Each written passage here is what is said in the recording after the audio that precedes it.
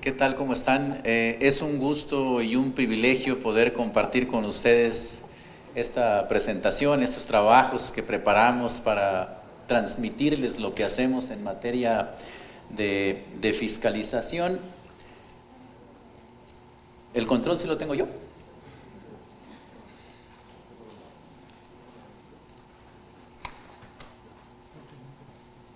¿Y cómo retrocedo? Ahí está.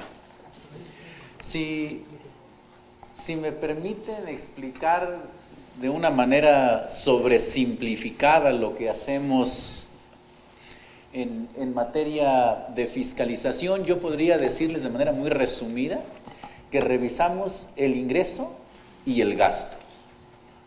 En esas dos variables concentramos todo el trabajo que se hace en la unidad técnica de fiscalización. ¿Qué vigilamos del ingreso? Que no llegue a los sujetos obligados ningún recurso diferente al que ya está previsto en las leyes. Y del lado del gasto, cuidamos que ese ingreso que está previsto ya en las leyes, ¿sí?, se utilice en los fines permitidos.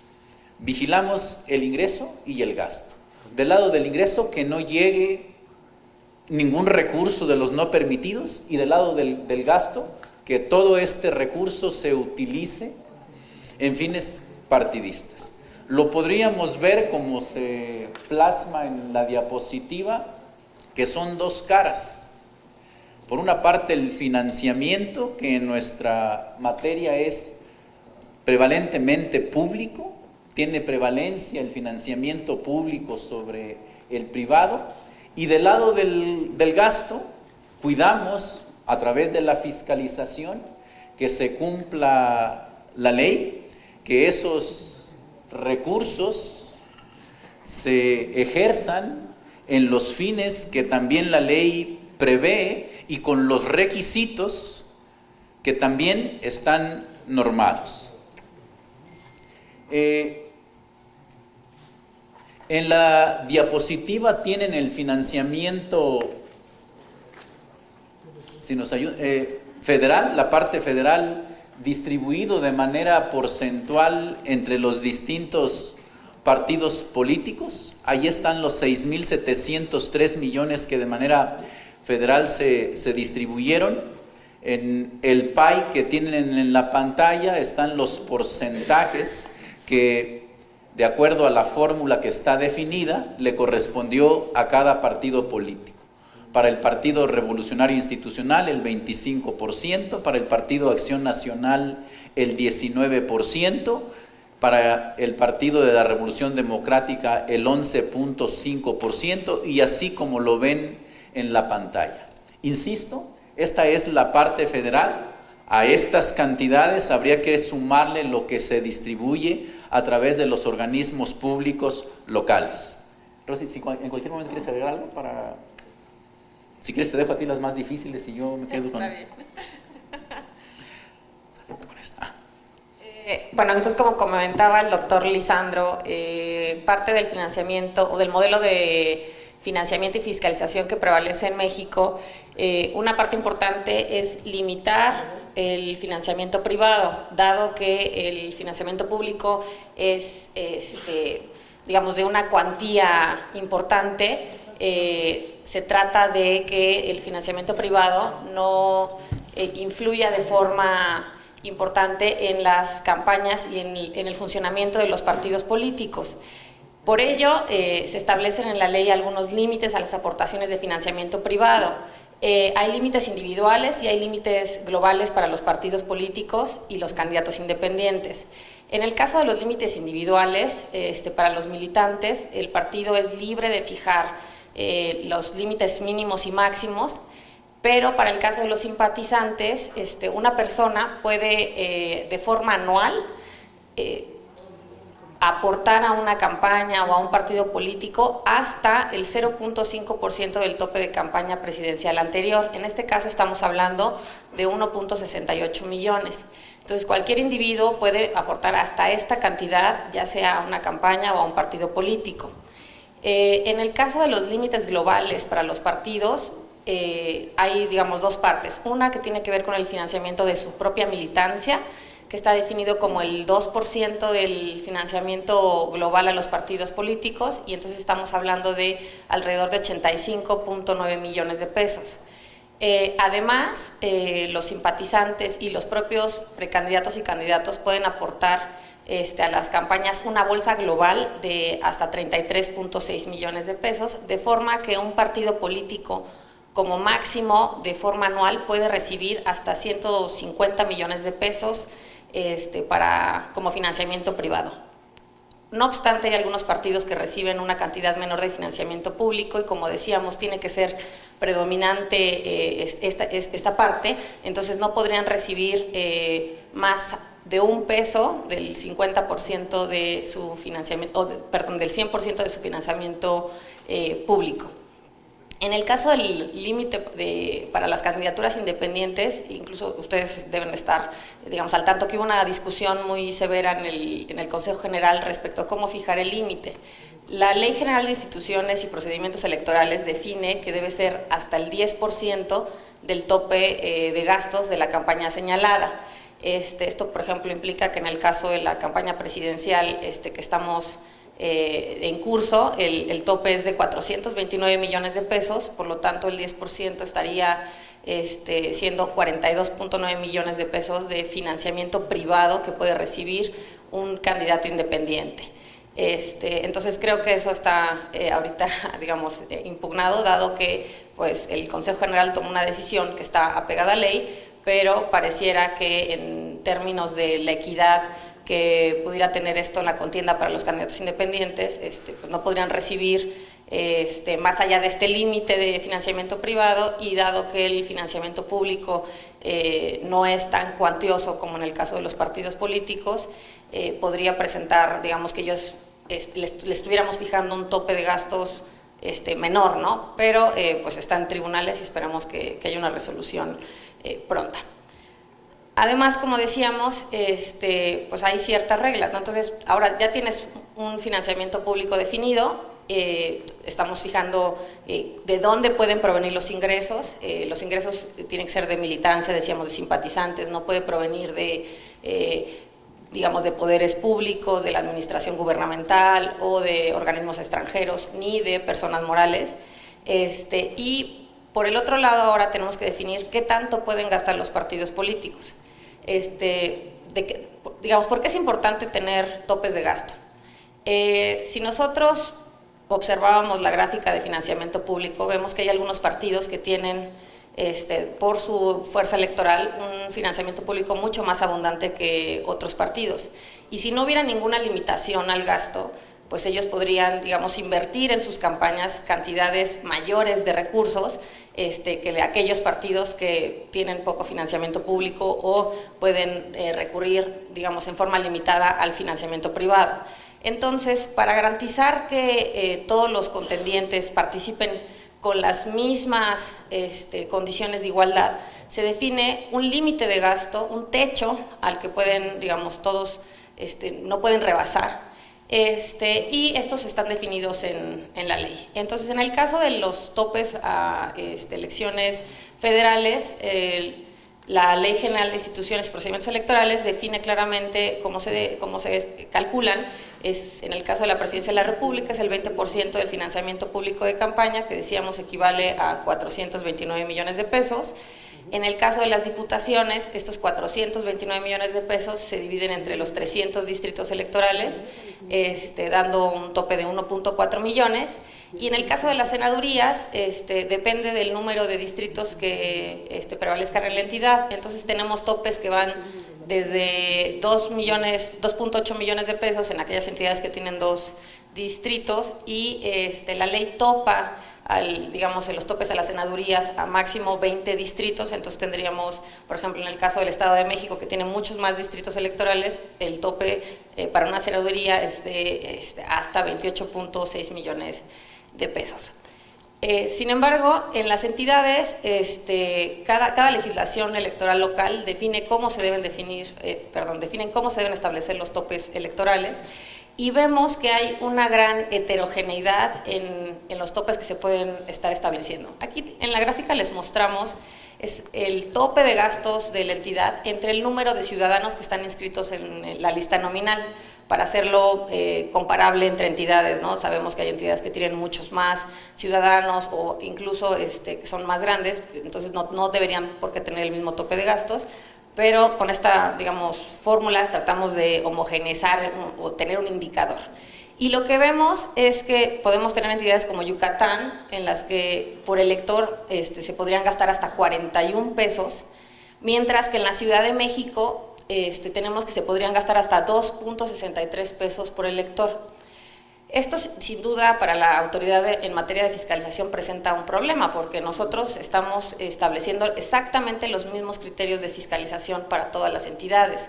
No obstante, los topes de gasto son diferenciados, y entonces una decisión, digamos, en términos de costos o de gasto no reportado en una entidad puede tener un impacto mínimo en términos de los topes de gasto, porque el tope es muy alto, ¿no? Decíamos el caso de Yucatán. Sin embargo, esto puede tener un gran efecto en aquellas entidades que tienen un tope más bajo. Nada más como un dato, en el caso de los topes federales, por elector estamos hablando de 4.8 pesos. Esto quiere decir que, digamos, es un tope, los topes de las entidades, si sacamos un promedio de las, digamos, el tope de las diputaciones locales, es de 16 pesos. Entonces, en promedio, los topes de gasto en las entidades son casi 3.3 veces más altos que en una elección federal. Entonces, decíamos, esto tiene un impacto severo, dado que además ahí se comparten gastos, ¿no? En una entidad, decíamos, como la Ciudad de México, pues va a haber propaganda tanto de candidaturas federales como locales, y el gasto al final se tiene que repartir entre ambos. Y, digamos, ¿a quién les va a afectar más? Pues sí, definitivamente a las candidaturas federales por los topes, digamos, más bajos que prevalecen en ellas. Bueno, entonces decíamos, tenemos ya las reglas establecidas en la ley, ¿no? Cuánto se puede adquirir de financiamiento público y cuánto se puede gastar, ¿no? Ahora, para que, digamos, estas reglas sean efectivamente cumplidas, pues tiene que haber un organismo que se encargue de vigilar que se cumplan. En este caso, digamos, los legisladores decidieron que fuera el INE la máxima autoridad en materia de fiscalización, y que sea la única autoridad que revise que las reglas en términos de financiamiento y gasto establecidas en la Ley General de Partidos Políticos y en la LEGIPE se cumplan. Esto quiere decir que no solamente revisamos lo que hacen digamos, en las campañas los candidatos federales o los partidos políticos nacionales, sino también todo lo que, digamos, pasa en cada una de las entidades electorales en sus procesos locales ordinarios. Otro de los principios, digamos, de nuestro modelo es que todo tiene que estar siendo publicado en un sistema que esté en línea.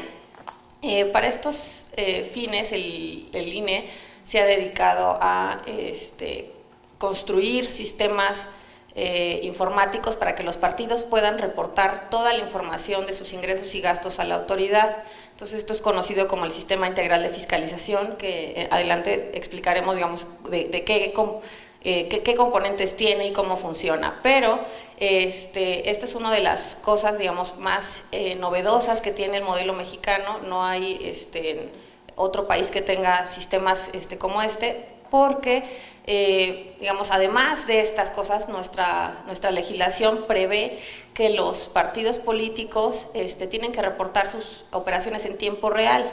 Y, digamos, ¿cuál es la lógica de esto? Tiene que ver mucho con una definición adicional, y es que hay una causal de nulidad por el rebase de tope. Entonces, tenemos, digamos, una consecuencia que puede darse por materia de fiscalización, por lo que la auditoría de las finanzas de los partidos políticos, principalmente en campañas, tiene que hacerse en tiempos relativamente cortos, bueno, no relativamente, muy cortos, para poder tener una definición a la par de la definición de validez de una elección. Entonces, al tener tiempos tan reducidos para lograr una auditoría completa, era indispensable que los partidos políticos no nos reportaran a posteriori de las campañas, sino durante la misma duración. Entonces, desde el día 1, los partidos tienen la obligación de reportar sus operaciones en necesariamente un sistema informático, porque si no nos lo pudieran reportar de esa forma, no habría manera de que la autoridad fuera fiscalizando las operaciones de forma constante, para que una vez acaecida la elección y la entrega de los informes se complete a través de parte de los partidos políticos, entonces el INE pueda tener resultados de forma expedita y que esto sea valorado, decíamos, por las autoridades jurisdiccionales y definir la validez de una elección. En este cuadro sinóptico que tienen en la pantalla, se explica grosso modo todo lo que hacemos en la unidad técnica. En la parte superior izquierda de la pantalla tienen ustedes como el nacimiento del sujeto obligado.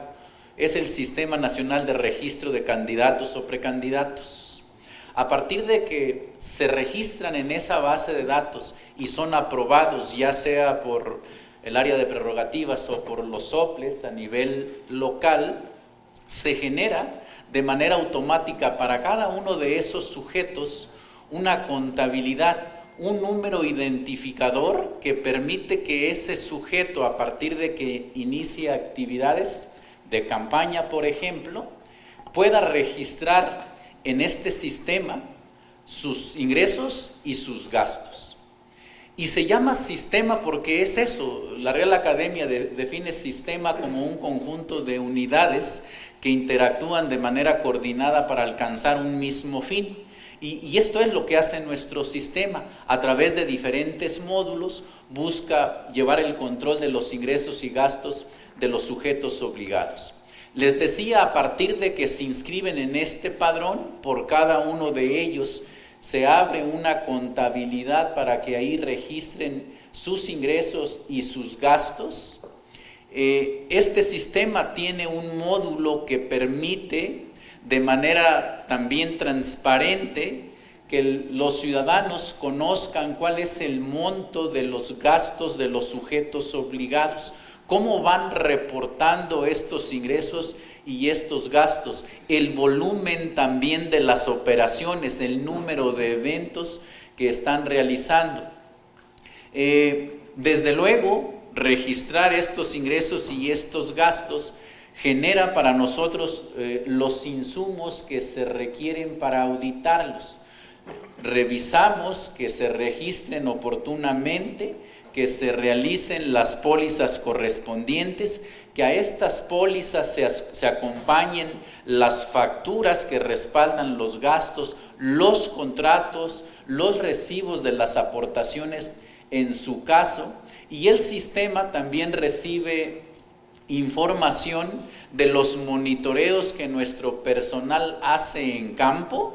En campo me refiero la detección de espectaculares, de bardas, de propaganda en pantallas, o de los monitoreos que hacemos también en fuentes abiertas para detectar publicidad o propaganda en internet, en los sitios que ustedes ya conocen. El sistema no solamente vive de la información que le dan los propios sujetos obligados. En cualquier órgano fiscalizador sería una ingenuidad auditar solamente con la información que te da el sujeto obligado.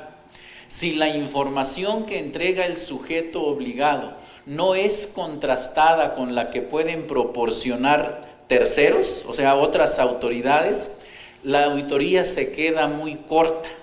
Es necesario, y funciona en todas las ramas del derecho, que lo que te dice el sujeto obligado se contraste con información que puedan tener otras dependencias. En el extremo derecho de la diapositiva está, a manera de ejemplo, ¿Con qué otras autoridades estamos intercambiando información para efectos de vigilar de manera más exhaustiva el cumplimiento de los sujetos obligados? Principalmente intercambiamos información con la Unidad de Inteligencia Financiera de la Secretaría de Hacienda, con la Comisión Nacional Bancaria y de Valores y con el Servicio de Administración Tributaria. Estas dependencias, por la naturaleza de sus funciones, tienen datos que, sumados a lo que nos dicen a nosotros los sujetos obligados, pueden permitir inferir si hay alguna desviación o algún sesgo en lo que están manifestando. Además, y ya me voy al rectángulo de la parte inferior, este mismo sistema tiene otros módulos. Uno de notificación electrónica, que nos ha permitido a nosotros en la unidad simplificar los trabajos, reducir los tiempos, darle mayor certeza a los actos que damos a conocer, porque por mucho un documento notificado con una firma electrónica es más fácil de verificar en su autenticidad que el que lleva una firma autógrafa.